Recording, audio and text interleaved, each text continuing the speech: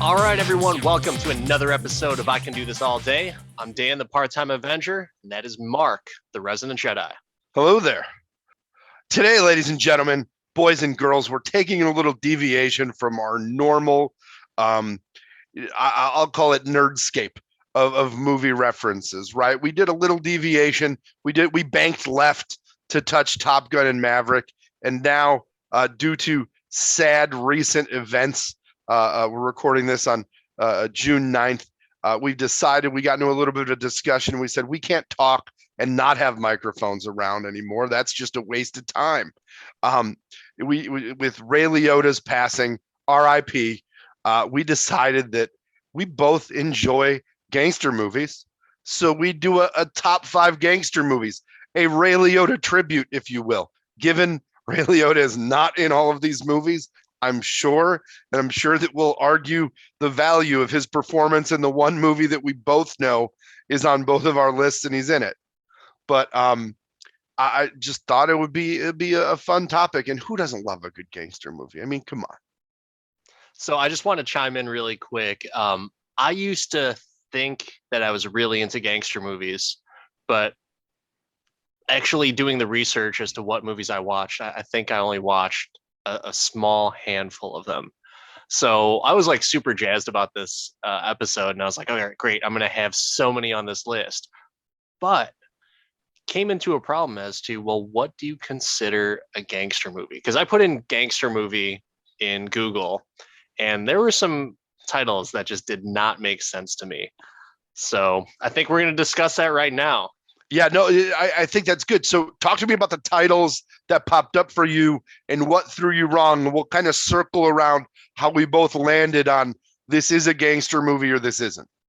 So the first one that popped up that it makes sense on paper was Smoking Aces, which also starred Ray Liotta. Star-studded cast. Really like that movie. But I was just thinking, like, wait a second.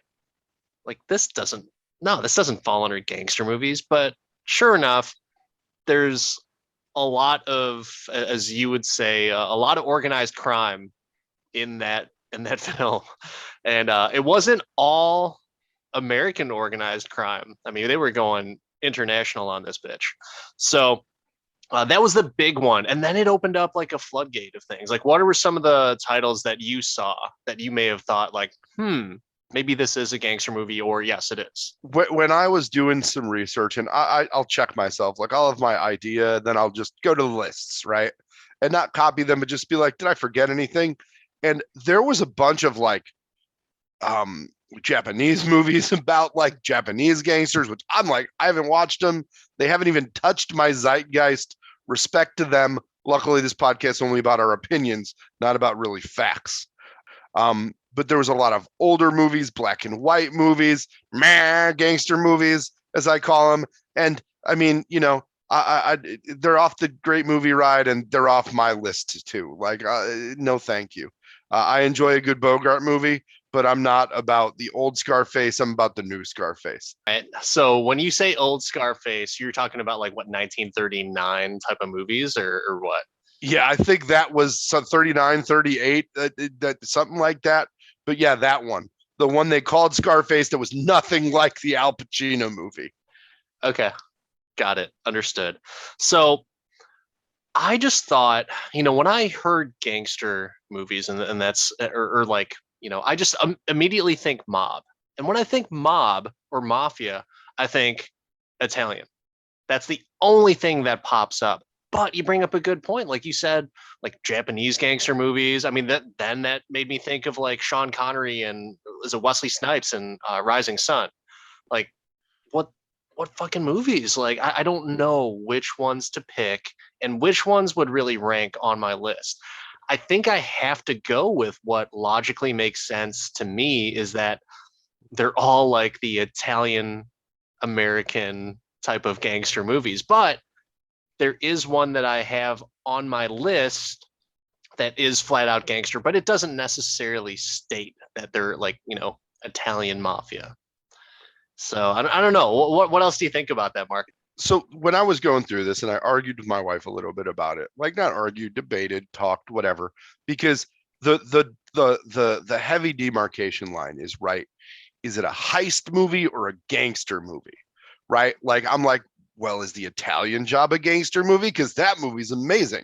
The original and the new one, both of them are wonderful, but they're more heist because the good guys are doing it. Ocean's 11, 12, 13, 27, all of those aren't gangster movies, they're heist movies.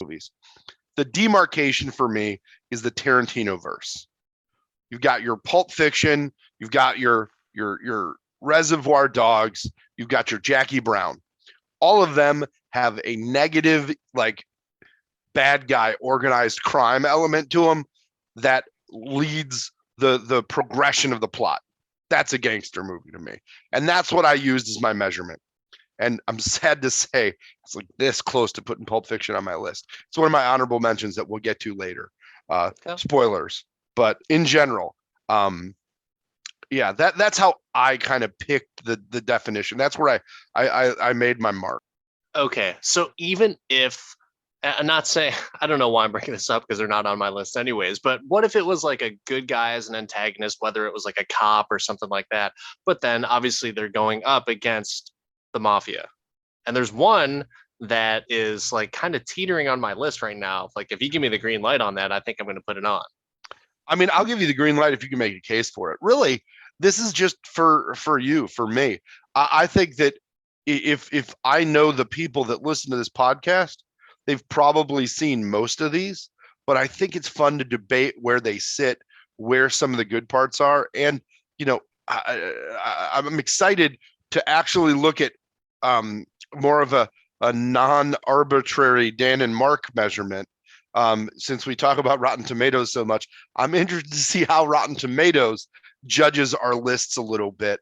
Not that I give much credence to them in the past, but just in general, I think it's interesting to see how it ranks.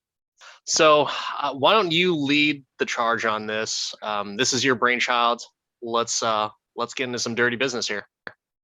All right. So again, so many gangster movies, so many great ones out there, and to pick a number five was definitely difficult. So I had to make sure that there were at least some gangster movie guys in it, like De Niro. But my number five is the 1987 classic Chicago gangster movie, The Untouchable. Oh my God. All right. Connery, Costner, De Niro. I mean, Andy Garcia's even in this. Let's go. So great pick. And that actually it was teetering if it was going to make my list. So I am not going to put that on my list, but I will talk plenty about that. So yeah, great movie. However, shitty soundtrack. You know, I think like as a whole, and I get the whole era and the music, they were trying to kind of replicate that, but not the best music. I think if they redid the score now, it would be fucking phenomenal. But I don't think they do it the same though. De Palma traditionally doesn't have good soundtracks.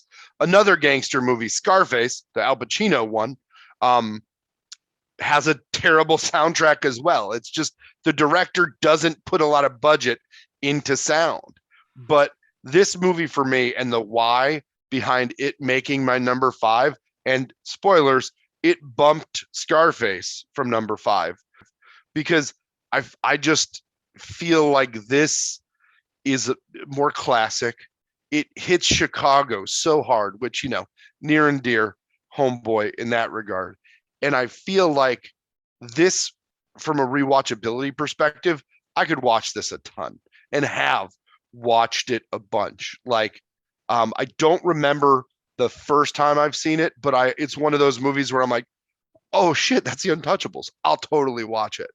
Like there's parts in Scarface where it gets a little slow and you're like, meh. This kind of goes pretty well. It stays consistent. And I mean, it doesn't get better than Connery and Costner. I just, you know, it's almost an Indiana Jones movie.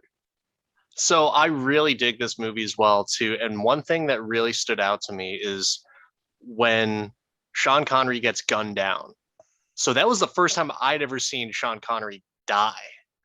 And so it was one of those things where it was like, whoa, they fucking shot James Bond, man. Just like he's sitting there bleeding and like he could hardly talk. He's like just riddled with bullet holes. And James Bond is sitting there dying. And so I was thinking, like, whoa, this movie hit for sure. And I think I was probably around the age of 7 or 8 when I saw the movie. And so, of course, that type of scene where someone gets gunned down can certainly leave an impression on an 8-year-old. But hey, it's all movie magic, right? You'd already seen Terminator. It was fine. It was fine. True. But the Terminator got back up. That's the difference. So he got back up when he got gunned down. But yeah. Overall, I was just. It was. I think that actually started my whole fascination with tragedy in film. And it's like, well, wait a second. Why did they kill him? He's a good guy. And I was still trying to understand the whole concept of everything because I hadn't seen too many movies where the good guy actually dies or one of the good guys. And so it was interesting for me. And I definitely thought it was going to be like, okay, well, I need to watch this more to kind of understand everything. And so then I kind of went down the whole Al Capone wormhole. And that started my whole fascination with, like, in quotes, mob movies. And yeah, a great pick, man. Yeah, Really, this is really definitely. great pick. I agree. This is a gateway. This is a gateway mob movie. I think most of the ones in the top 10 are, but this is one of those that just kind of teaches you as a kid what the mafia was. This came out in '87, and it was available readily on VHS by the '90s when we were just grabbing stuff and watching it. I'm sure Blockbusters ran out of a couple, or ran through a couple copies of this one during the day. Just to follow up on my promise of Rotten Tomatoes, 81% fresh, 89% audience score. Solid scores, but I think underrated because, again, man, so many great actors, so many solid performances. There's not like a bit of overacting in this movie. Like there are some mob movies where it's like, really, you needed to do that. This is just impeccable performance after impeccable performance in my eyes. Yeah. And the fact that you had even like the accountant, was it Oscar Wallace? Was the accountant, and he has like a badass moment and shotguns the hell out of some guys. Unfortunately, has an untimely death as well too. So once again, kind of stirring up my fascination of like, why are the good guys losing? Like, why are they dying? I don't get it. But Stone and Elliot Ness end up on top for getting Capone for tax evasion. Love it. And then the syphilis. No. Yeah. So hard to follow, but what's your number 5? So my number 5 might be a very unpopular pick, but this is more of a nostalgic type of pick for me. And that is also starring with Andy Garcia, known for kind of like the mob movies that he was in for a little period of time, but a little movie called Things to Do in Denver When You're Dead. So I don't know if you've seen this movie, Mark, but this was something that my brother brought up to me, and I just thought, I was like, what the hell is this movie going to be about? But it turns out I freaking love the movie. So Andy Garcia is a former mobster, and Christopher Walken is also in this movie. Christopher Walken is playing almost like a paraplegic. He's confined to a wheelchair, but he's the head of like a crime family. And he calls on Andy Garcia, who's having like this really shitty business. He got out of the life, and he calls on him like, I've got a job for you. You have to do this for me. It's almost like John Wick, except not John Wick. Andy Garcia is definitely not John Wick, but he's like the mastermind. He's called Jimmy the Saint. And so he grabs a crew of his old team. And some of the old crew is Treat Williams, Christopher Lloyd. Oh gosh, I can't remember the other two guys' names, but very familiar faces. One Bill of them was Nunn and William Forsythe. Yeah, Forsythe. I don't know why I didn't remember that name, but so that's part of his crew, and they fuck up the job, and there's a little love story in there as well too, which I could have done without, but adds a nice little dynamic. Doesn't make it all completely of a downer, but I love the fact that they got a guy who's you think is really well put together, dresses well and everything, and you think like, okay, we're gonna get this guy, and he's gonna get his cool crew. He's gonna assemble his crew, but they're all a bunch of fucking losers. Every single one of his crew. Forsyth is like living in, like in air quotes, typical white trashville, with his like 9 kids, and you've got Christopher Lloyd, who his they call him like a leper throughout the movie because his like toes and his fingers are falling off, and he's a projectionist at a porno theater. And anyways, so everyone has a screw loser. Everyone is kind of down on their luck, and it's just like a different take on like, wow, this organized crime is certainly not organized, and this is probably the reason why those guys got out of the life, but they got pulled back into this mission. They botch it, and they're all sentenced to death, and every single one of them ends up, spoilers of course because you're watching the show or listening to the show, is everyone gets fucking killed. So if you haven't watched it, check it out. It's definitely worth a watch, and it's just one of those things where you get to see some of those recognizable actors in different types of roles, and a different take on a gangster movie. I honestly have not seen this movie, but I'm super interested now. It's totally 90s, number one. Which is a lot for me. I love 90s movies. So I just saw the Rotten Tomato score. It's 33%, man. But the audience is 72. It's I don't know if it was even a theatrical release. I saw it on home video. It was just one of those things where it was like, I'll give this a shot. And you know what? I bet there are so many of those 90s movies that are bangers that they were never released in theaters, but they became really big on video. So it might not be, the upper echelon of things, but I wanted to make this movie be known because probably not a lot of people watched it, but I figured, hey, here's my take on a gangster movie. I will say, you just made me regret my number 5. Not because I would have picked this movie, but because there's another movie that I didn't think qualified. Again, we'll talk about our honorable mentions or stuff we left off later. But yeah, I've got a movie that's similar to this that I'll talk about. But this looks good now. I'm like totally. I just added it to my watch list. So you can stream it somewhere for free for sure. I better be able to. I can get it in the library. Tubi. Sure. Tubi or something like that. If you don't mind a few ads about erectile dysfunction or whatever else is on there. So sneaking up on you everywhere. I guess they must know my browsing history. I guess I don't know. For the record, that's not a problem. When's the last time you actually watched this movie, though? I just watched it a couple of days ago. So it was one of those things where it was just like, you know what? I haven't watched this movie in forever. And dude, Christopher Walken is the fucking best. He is in everything. There's another one. Oh man. That also made me think of another gangster movie that Walken is in, but I don't know.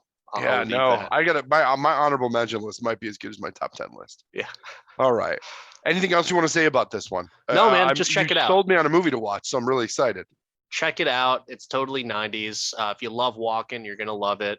And the cast just has a lot of swagger and a lot of personality. That's for sure. I'm just looking at it. Buscemi's in it. Yeah. Bill Cobbs is in it, who was in everything in the 80s and 90s. Yeah. No, this is a solid list. The only negative I can say about this is it's a Weinstein. But a lot of my favorite movies are Weinstein, sadly. The critics' consensus says just watch a Tarantino movie instead and buy a Warren Zevon record while you're at it. Is Warren Zevon big in this movie? Because that's huge points for me. I don't know. I don't know for sure. But, that's so great. That is so great. I can rent or buy it for $3.99 from Apple TV. We're in. We're so in. Oh, yes. All right. I hate to move on, but I think we gotta keep it rolling. So my number 4 is kind of a standard that I fought with, but when you really like measure it up, if it's not on the list, it's disrespectful. So it's somebody put a horse head in my bed if I didn't at least add The Godfather to the list in general. So I think we're probably going to run into We are, but that's okay.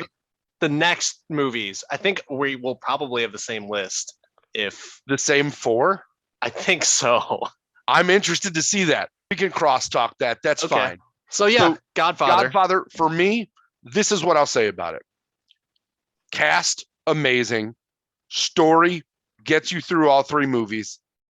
I honestly, because my wife hasn't seen this in series yet, we're actually watching a show on Paramount Plus called The Offer. I'm missing an episode right now to record this. We're going to watch it tomorrow. There's 2 more left. And then I'm going to get her to go through the whole series. I'm excited because they recut Godfather 3, the death of Michael Corleone. But this is the one that launched the Corleones. Wait a second. Rewind that. So you're saying they redid Godfather 3? Coppola recut it. Much like Stallone recut Rocky 4, Coppola went back, added something to the beginning, added something to the end, and recut. It's now called Coda, the death of Michael Corleone. Yeah, no, I'm interested. But I got to watch the first 2 in succession to get there. But the original Godfather was always my favorite Godfather movie. Godfather 2 is great and all, but man, something about starting in the Don's office and Brando in this movie might be the best Brando that I enjoyed. I mean, I know he's been in some really amazing movies and he's a great actor, whatever. This is my favorite Brando. You see him as the Don and you see him with the fucking orange peel in his mouth playing with the kids.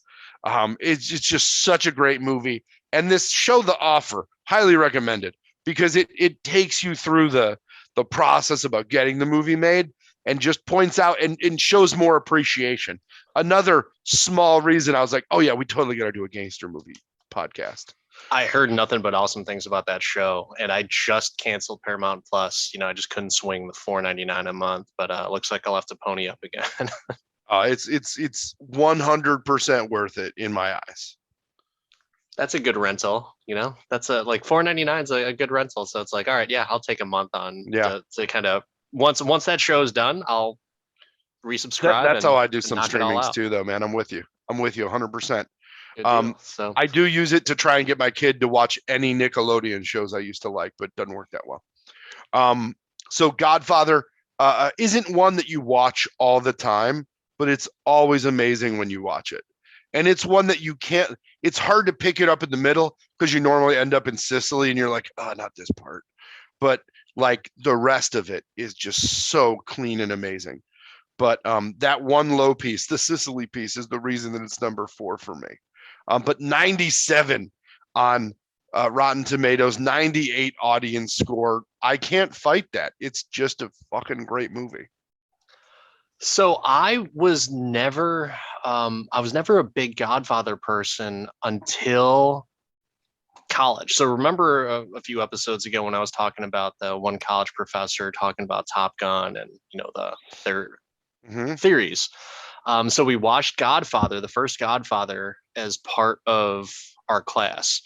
One of the best classes ever, man. Just watching The Godfather. I remember my film appreciation class too. It was pretty great. Good. So good. And we watched it. And as he's going throughout, or I'm sorry, as we're watching the movie, he's going throughout like each scene and saying like, notice the camera panning left to the right, that's natural movement. And then notice the lighting in this scene, bright, vibrant. But then when you get into where, he brought up all the great points of like, oh, from a directorial standpoint, this is awesome. It's genius. He's doing everything right. It's like Citizen Kane, except with, modern times at the time. So I thought like there was this newfound appreciation.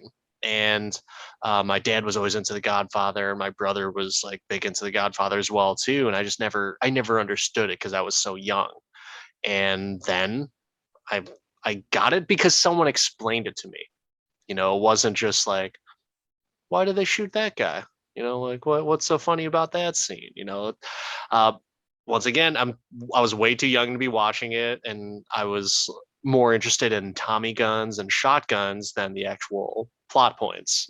So, funny enough, one of my favorite scenes is when Michael's house gets shot, or wait, maybe that's two. I'm thinking two now. My mistake. But when Sonny gets shot in the first one, I'm thinking like, whoa, badass. But then at the same time, I was thinking like, wait, why did they kill him? He's a good guy in the organized crime family. So Yeah, the hothead. No, the yeah. cast of that movie too. Duvall, it is so good in all of these movies. Khan in this one, Pacino is a revelation, right? It's his first big movie, Like and then almost Brando. unrecognizable. Oh yeah, completely to now. Yeah. To think that Michael Corleone is fucking Tony Montana is insane. It's Racially insane. insensitive. Not completely, very much so, but it's like a completely different person. It is so good. I again love it. And um yeah, no. The first Godfather movie is the best gangster movie without Robert De Niro for sure. No, I'm kidding. There's one higher on my list, but this is an amazing movie.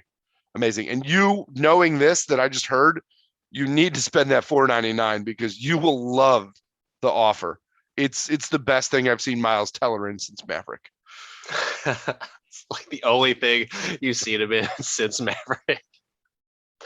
Oh man. All right. So yeah. So Godfather one. I don't know if there's much else to say. It's a fucking masterpiece. Great flick. Coppola, I get it. Totally fucking genius. And There's a yeah, reason that he's so respected. I'd venture to say that your number three is going to be a sequel to that. No, the No, sequel is really. not on the list. Interest. Oh my God. Are you The serious? sequel is not on the list. Godfather 2 is my number three. What's your And number four? Godfather 1. Oh, so we Yeah. match. Yeah. Yay. Absolutely. So yeah, Godfather 2 ekes it out. And it's not because of the normal, like, two is the best because De Niro's in it, yeah. It's not that. But yes, De Niro was a nice touch. But the fact that you were able to go into a backstory and it worked so well. Yes, the movie's a little bit longer, right? I can't remember what the runtime is. It's like 3 hours something, right? But um, very few movies can do a backstory that well and go in depth with making it seem completely relevant. Now, I have a new appreciation for that because of the fact that showing the kind of the foreshadowing of Fredo crying at the beginning when he's sick with pneumonia is like, oh, poor Fredo, he's weak. Man, they really fucking call that one. Like history is definitely a nice factor into it. But, they always wanted something different for Michael. He was the war hero. He went off. They didn't want him in the family business. Even his hothead brother, Sonny, did not want him in the business. And he gets fucking pissed when he says that he enlisted. And it just ruins everyone's days because like they're like, oh man, he's gonna go get killed. He deserves better than this, but he shouldn't be in our family business. But he comes back, and then all of a sudden it's just like he's the guy. But everything is the complete opposite of how he does business compared to Vito, his father. And so it's just like for me, it's like holy shit. Like yeah, everyone, they loved Vito Corleone. Everyone fucking hated Michael. People hated Michael. His own wife hated Michael. His own sister hated him. His brother for sure fucking hated him. Tried to have him axed. So once again, fascinated me as I was younger, but even when I got into college, and that was funny enough, that movie was also another movie that we watched during our class in college, but masterfully done and so many intricate details. It was like Game of Thrones before Game of Thrones, all put into 3 hours and 20 minutes, which, hey man, I'm all for. If I don't think Game of Thrones can do that, and like granted, Game of Thrones and They Godfather obviously are a lot couldn't. different, but still, man, I think, I don't think anyone can do that in 3 hours and 20 minutes, have that lush of a backstory and intricacies in their own character development and everything. It's like, oh my God, you can watch it and you could pick up on something else each time. Yeah. This is just a case of me being odd in the movies I enjoy more than others, right? This is my Return of the Jedi over Empire Strikes Back moment where I pick one over two. Don't disrespect one by any means, or two by any means. It's an amazing movie. And I think that the anti Don Vito is the reason that this one rubs me weird. It Um, should rub you weird, man. yeah, Like, not it's likable. no, and it's done so well. It's done so well. It's just such a good movie. Yeah, So I can't argue with it, but narrowing it down to five, like if I only had to watch five gangster movies from now on, I'll take the first one over the second one. fair enough, man. I don't disagree. 96 Rotten Tomatoes, 97 audience score. So the world agrees with you. Yeah, you can't miss. Just when you thought you lost good actors though with this, they throw De Niro in somehow. Like, oh, why not? Yeah. And it gets better. So it gets good. Maybe not better. The Sonny scene, I thought that Sonny was just having Sonny and having Brando in it. Just that the cast just worked for me in the first one. It's just so tight. Three for me is Goodfellas. Um, it is a different style of gangster movie from your Corleone movie, but I mean, who doesn't love the opening line of Goodfellas? Ever since I can remember, I've always wanted to be a gangster. Whenever I hear that, I immediately have to watch the entire movie. Love it. Love Pesci in it. Pesci may be underdog the best.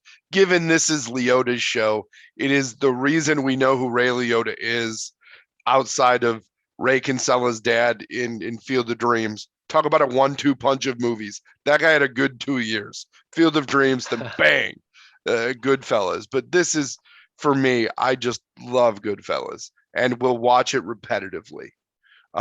It's one of those like, oh, I want to gauge. I just put on Goodfellas. So there was one time on a work trip, I watched it 2 times in a row, just because it was right. I was on back to back. I can't remember what network it was on. I'm going to assume it was like TNT or some shit like that. But watched it back to back. I was eating dinner the first time, and then I was able, at the end of it, it was like, oh, they're playing it again. I think I'll pay more attention to this time, I and like just it. You watch it can again. eat while you're just those whatever. It's Oh fine. yeah, yeah. That's one of those where I've watched it a million times and I will. I think the last time I watched it was not even like 3 months ago, and I've been trying to find time to watch it again since they talked about Ray Liotta passing because it's just so good. It Oh, is good enough to watch twice in a row. That's for sure. it's for real. I agree 100%, and I probably would have done the same thing because it's just great. You feel the whole movie. You take the ride with Henry. Um, a close second to greatest mafia boss ever in a movie to Don Vito is Fat Pauly. I mean, you get the scene. They copied Godfather, right, where they're making the sauce and they're talking about. They're like, you know what? Our gangsters are gonna make sauce too, and they're gonna make every 20 to 27-year-old man in the world try it at least once. They're going to slice the garlic with the fucking razor blade. Act like you've never tried that. I'll call you a liar. Absolutely. And you know what? If you've ever watched the Netflix show Chef, they do that multiple times. Jon Favreau, multiple like references it multiple times. It's like, you want me to cut the garlic like Goodfellas garlic, and that's what he does. He does it razor thin. So it's awesome. Awesome. Side note, absolutely love the movie Chef and the entire run of the series Chef. Yes. Favreau can do no wrong. Though Favreau's gangster movie is not on this list. Just a sidebar off of that, like, holy shit, man. Such a cool show. And cool movie. I love the movie, man. It was so good. And my wife loved it as well too. It was one of those things where it's like, yeah, let's get a fucking food truck and make this happen. Side note to the audience, if we get 5 comments about you liking the movie Chef or the show Chef, we will dig into an episode about Chef. Yeah. And send a tweet to Jon Favreau asking him to join the show, which he will absolutely ignore. But we will send it from I don't know, man. our Twitter handle. Yeah, I mean, Star Wars or the I Can Do This All Day podcast. I don't know, man. The guy's got time for everything these days. Well, my number 3 is Casino. Casino. Oh man. So De Niro as the lead, and you still have Joe Pesci. Just a really cool vibe for all those guys. Pesci plays the fucking psycho expertly, and you like him, you don't like him. Sharon Stone did another great job, and it was just it's such a complex story of how efficient and low can this pack of scumbags just work business. And just because you got me thinking about food, how many times have you eaten a blueberry muffin and have been pissed off with the amount of blueberries in it? When I saw that in the movie, I was like, somebody's got it. Holy shit. Why doesn't anyone ever do this? The same amount of blueberries in each muffin. God damn it. Why don't they do that? I love it. Scorsese can do no wrong when it comes to gangster movies, except The Irishman. Ooh, yeah. It was a little long. You want to talk about Godfather 2 being long? Whoa. Yeah. Wasn't done as well. That movie was actually written and made to make the full cross-Atlantic flight from Ireland and take up the whole flight.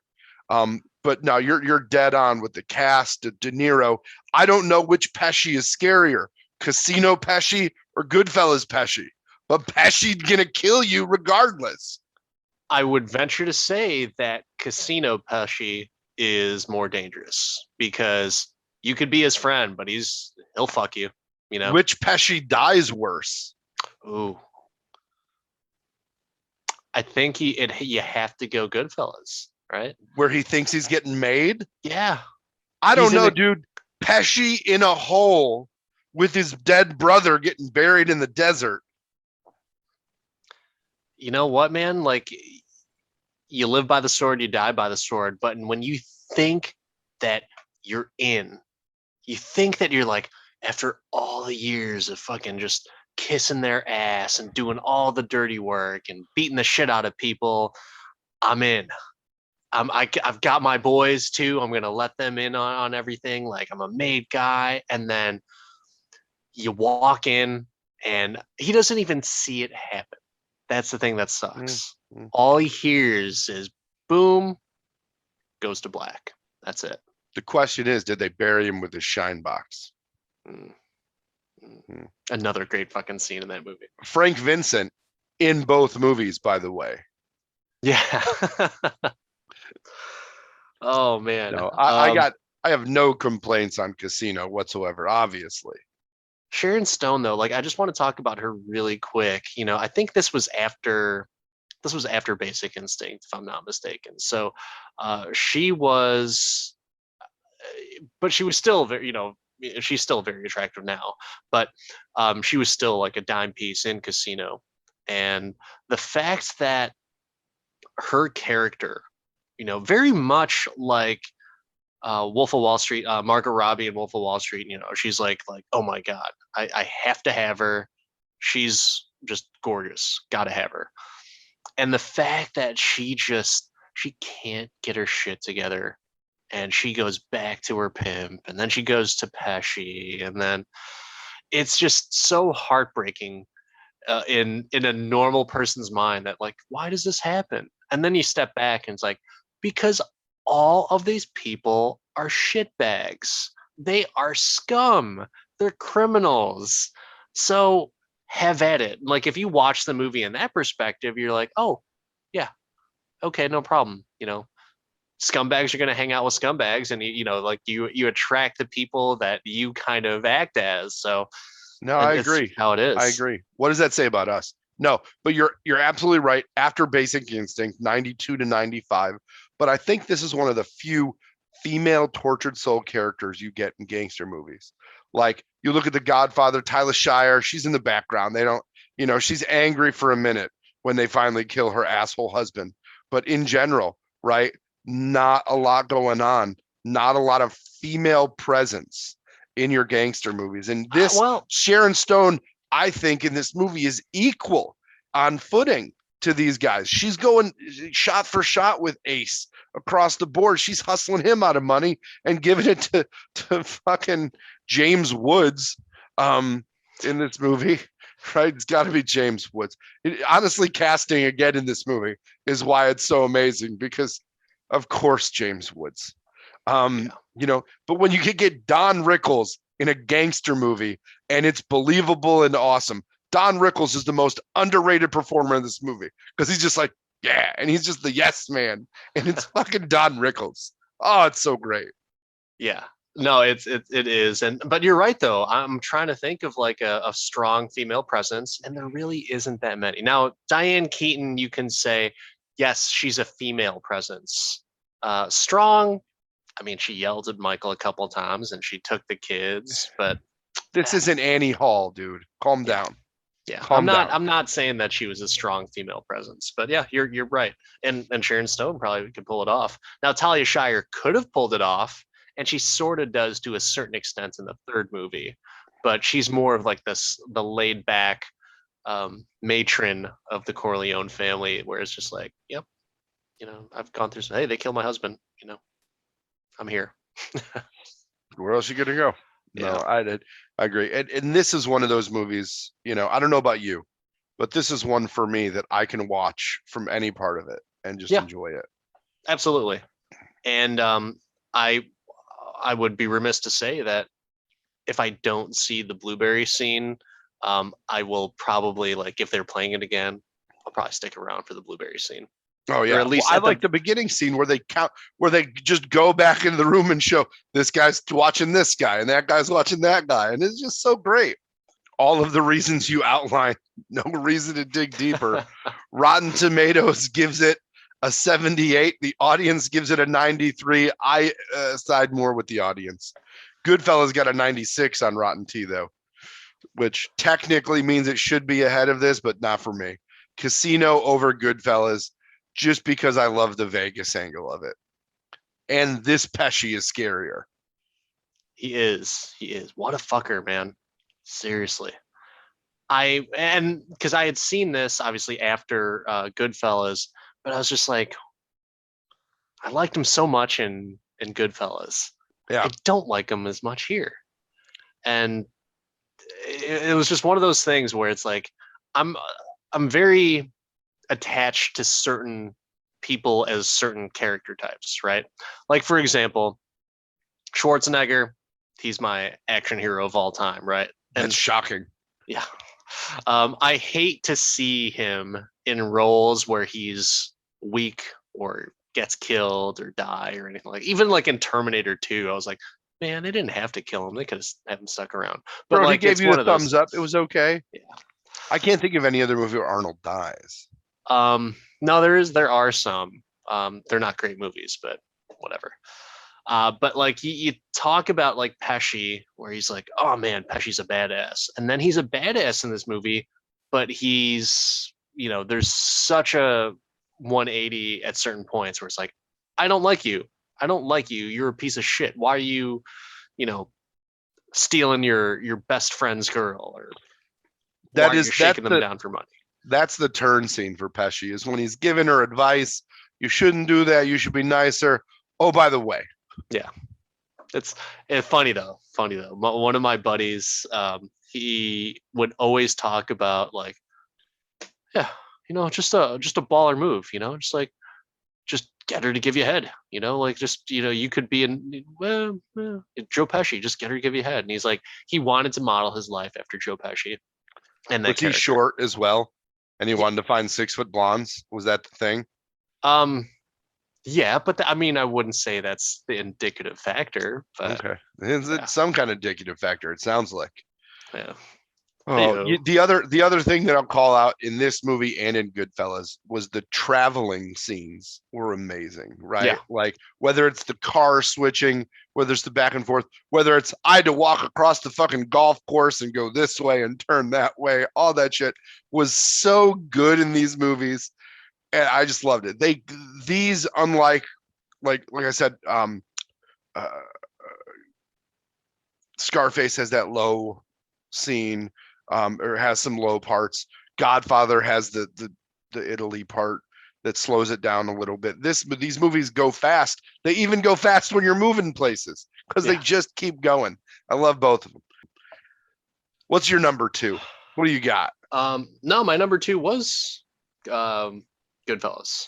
So I went from Things to Do in Denver When You're Dead, Godfather 1, Godfather 2, Casino. I'm sorry, Casino was my number 2.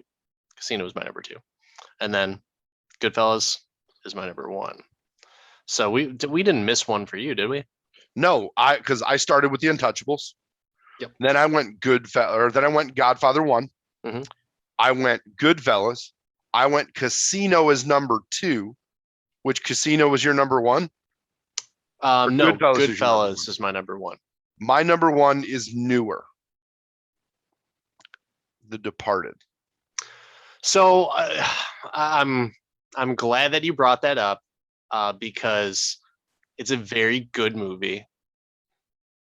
I don't know, in my own opinion, and I'm not trying to be a hater or anything. I really don't know if it holds up as much. Now, I am going to disclose this. I'm not the biggest Leo fan. So I can understand that.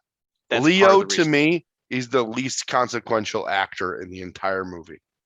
He know plays he's it the very main. well. Oh, he's great. Like it's a good Leo performance. This is the one he should have won an Oscar for.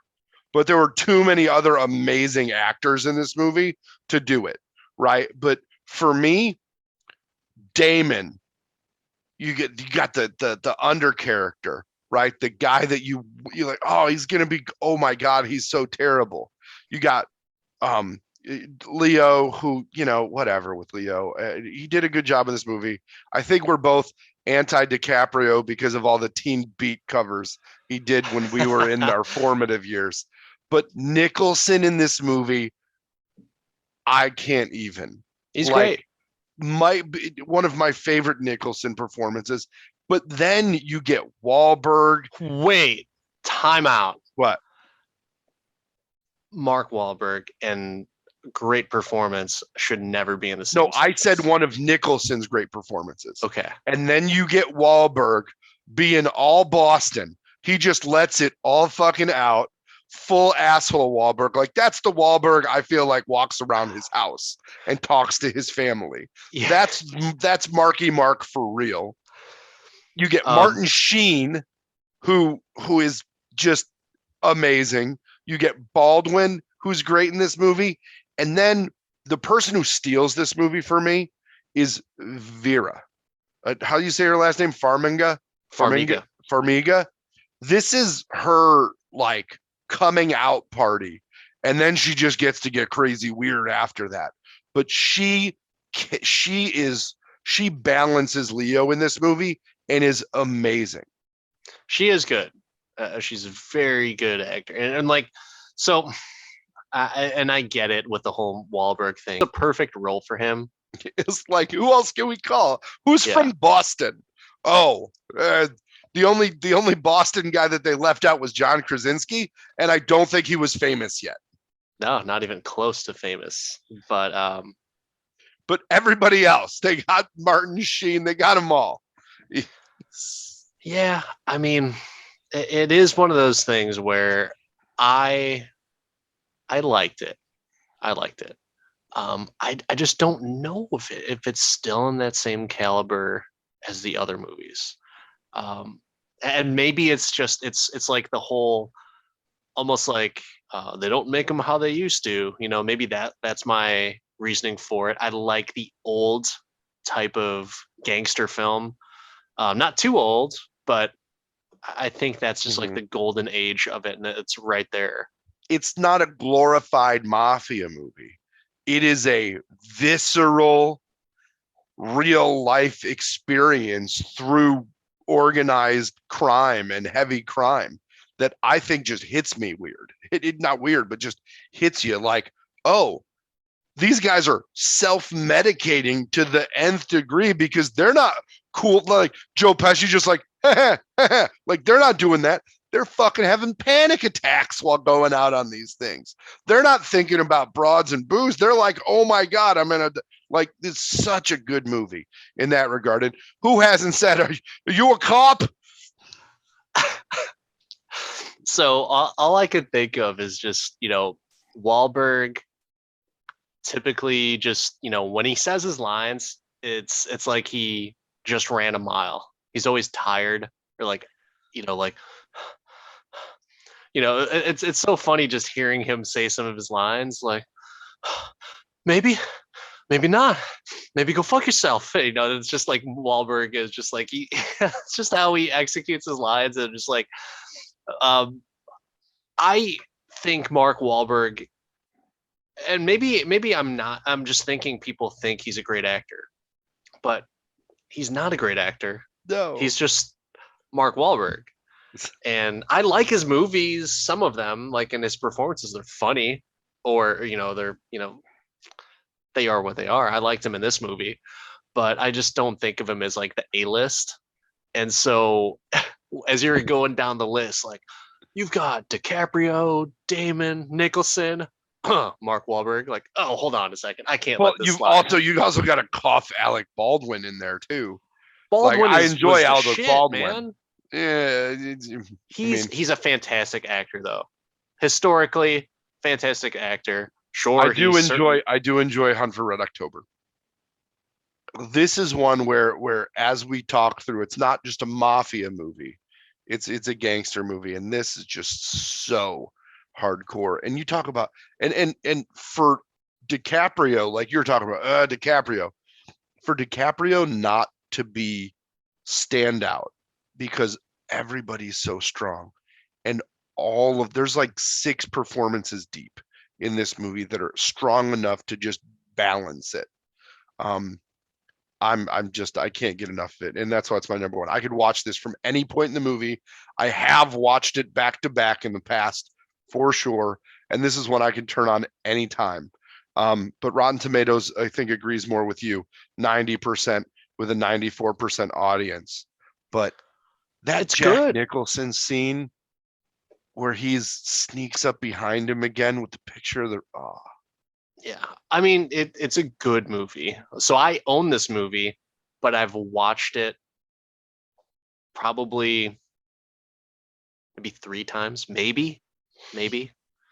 And I don't own the Godfather movies, but I've streamed it multiple times. I've watched it on TV multiple times. Same thing with Casino. Same thing with Goodfellas. I feel like I can always find somewhere to watch it or stream it. But something about The Departed just didn't stick to me. Good movie. If someone were to say like, "Hey, is The Departed good?" Like, yeah, you should definitely watch it. But I wouldn't have as much excitement in my voice uh, compared to Goodfellas, Casino, The Godfathers, and you know what? I've probably seen Godfather 3 more, just because I was like, I need to try and figure out what went wrong. So dude. Hopefully the rewrite's good. We'll have to talk about that yeah, yeah, for sure. if both of us get a chance to see it. Um, all right. So we talked about how hard these were to pick. honorable mentions, stuff you had to leave off your top 5. For me, I mentioned Scarface. I had to leave it off my top 5. Let's talk about Scarface for a second. So, Scarface, hot take, overrated. That is my 100% thought, overrated. However, and my old college roommate, if you're listening, Ryan, uh, there has been so much laughter during that movie. So in the final shootout where Tony Montana on everyone with his little friend, there's a spot in the movie where one of the guys comes up behind him and Tony throws him off of the little ledge. And it's just the funniest sound where he's like, "Ah, ah," and we just die laughing every single time. There was no joke. We probably rewound it at least 15 times, just almost pissed ourselves laughing. And there were tears in our eyes because we were laughing so hard. It's like, what? Who the fuck was the sound editor or the stunt guy on that decided to make that noise? But that was a good memory from college of just rewinding on a DVD player, playing it over and over again. Ah, ah, and just, I know the part you're talking about. That's isn't it ridiculous? Yeah, it's terrible. So There's a lot of parts of this movie that just go a little slow. For me, it was outside of my top 10 solely because of rewatchability. It has aged really poorly. Like there's the goods, there's the bad guy scene, which can stand up to any of the movies on the list, right? There's the scene where he goes and gets the woman. First you get the money, then you get the power, then you get it's just crazy. Like there's some great one-liners and pieces. If I could cut this movie with 30-minute highlight reel, I'd watch it over and over. But as the entirety of the film, it just couldn't break the top 5 for me, probably in the top 10. So one of the main reasons, and we'll move on to the next one after this, is the reason why I think it's overrated and Pacino is overrated as that character is because someone else did that character better. And his name is Scott Hall, a professional wrestler. Rest in peace. He played as a character Razor Ramon in the WWF and WWE, and he did the character better, and it was just hilarious to me. You know why that wouldn't have worked, Chico? It's because he was too big to play Tony. Tony's supposed to be little, but with a big gun. So no, that's great. That is an amazing call out. Oh, geez. Shout out to all the WWE fans and all you Attitude Era fans out there. Or no, it's pre-Attitude Era. I don't even know. It's a little before. Another movie that I wanted to put on the list, but I couldn't put it above The Untouchables was Pulp Fiction. Pulp Fiction might be one of the best movies of the 90s. For sure. But from a gangster movie perspective, I couldn't fit it in.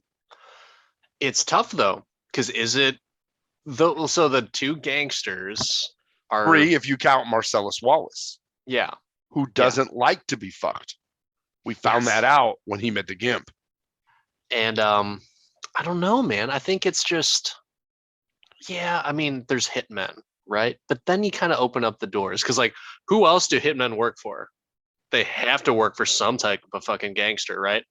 And that's one of the reasons why I would say I would not put that on the list. I love the movie. I think it's just it stands alone, right? It does. It's very rogue. Yeah, it's very rogue. Same thing with Reservoir Dogs. I left the Tarantino verse out of it, though. I would qualify them in the gangster movie perspective. They're so multifaceted as far as genre goes. Do you have any you want to add? I have 2 movies to talk about that came to me because of one of your picks. So one of them is not a good movie, but the fact that it just once again brings up good feels is Vin Diesel and Barry Pepper in Knock Around Guys. Wow. Such an awful movie. Such a stupid movie. But the reason why is because, it's just so damn funny. It's so funny because Vin Diesel is this Jewish badass that has like the worst dialogue. If you thought there was like worse dialogue than some of the Fast and Furious movies, nope. You haven't seen Knockaround Guys. So uh You know what I will say? James Gunn found the absolute best possible way to utilize Vin Diesel's talents. was that a James Gunn movie? No, he got him to say only three Oh, words and the I got you. same three words, I was gonna nothing say, else. And it's been great. But yeah, no, I remember Knockaround Guys being bad good. yeah, that's I what it just, is. yeah, It's it's exactly bad bad good. good. Part of But, the reason, part of the reason why I liked it is because Brian Koppelman and David Levine did that movie, and they also did a little movie called Rounders. So I think there was just a little bit of connection and association there that I liked the dialogue, the banter, the way that they interacted with each other, because they're a bunch of friends. And that's something that Koppelman and Levine did very well with both writing and directing, just really portraying friends in a interesting light on film. I thought about Rounders as a gangster movie, but there's only gangsters in it. It's not a gangster movie. Yeah. But talk about an amazing movie. Love it. Hell yeah. Love it. Oh man. But So that's it, man. That's my list. your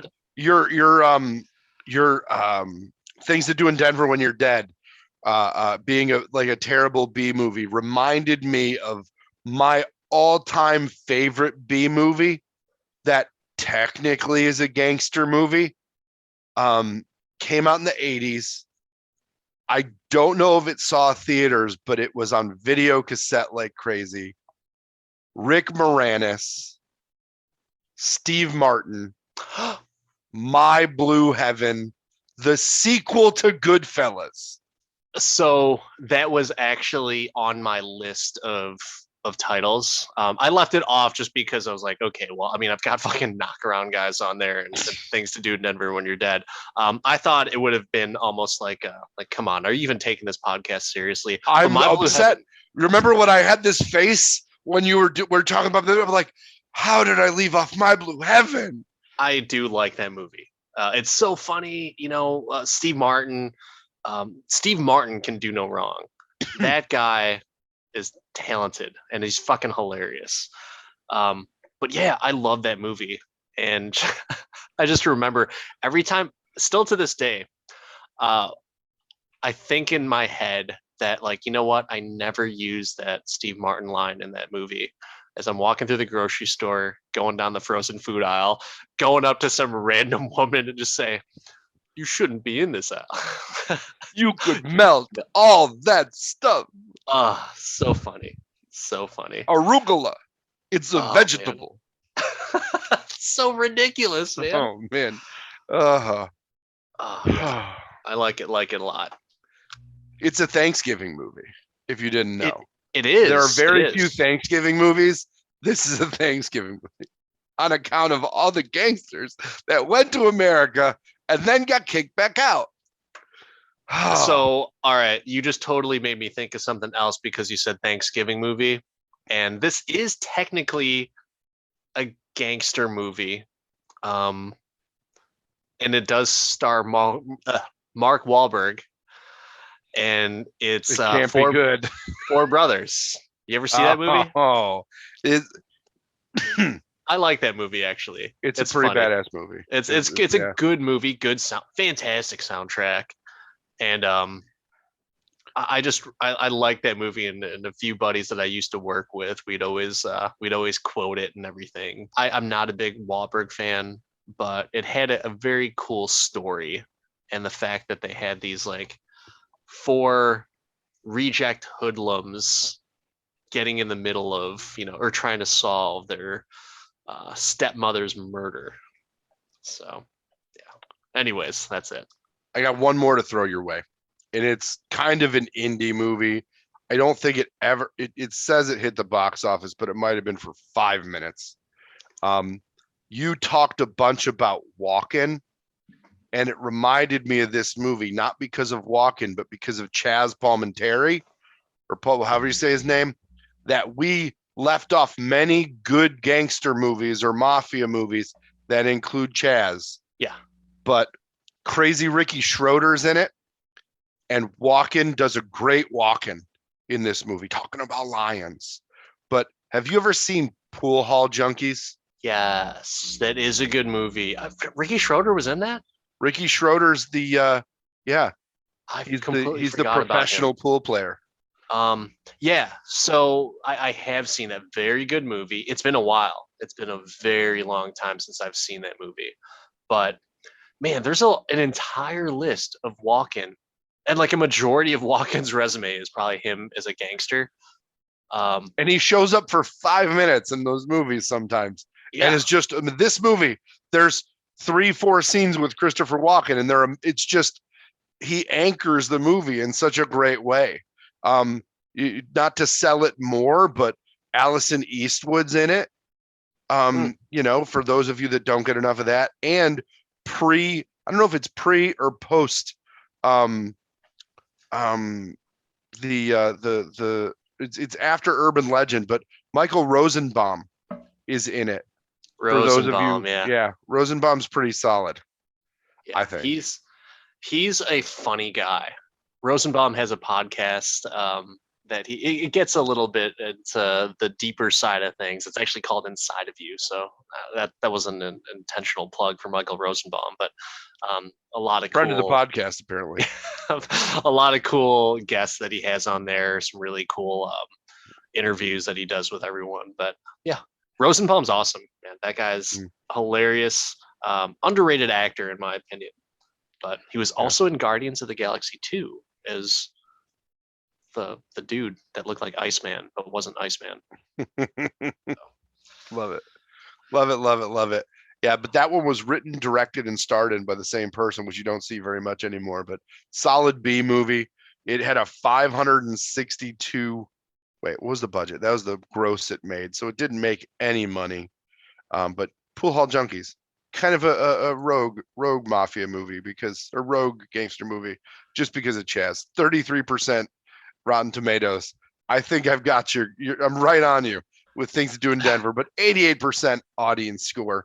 A great way to spend 90 minutes. But if I had to tell you to watch anything, I'd tell you to watch My Blue Heaven because it's such a joy. It is. It's very fun. It's a very fun movie. So I lied. You just made me think of another one that it's written by Tarantino, and I think it's uncredited, if I'm not mistaken. But True Romance. I mean, would you consider that a gangster movie? It is uncredited, and I'll put it in there. If Pool Hall Junkies gets in, True Romance gets in. I mean, True Romance might even it should crack my top 5. But that Things to Do in Denver and You're Dead, I would like the whole, like, probably not a lot of people have seen this, so that's why I kind of like it. But True Romance, another fantastic movie with a star-studded cast. Brad Pitt is a fucking stupid stoner, just hilarious. And Tony Soprano's in it, man. He's in it as well too. Walken, along with Dennis Hopper.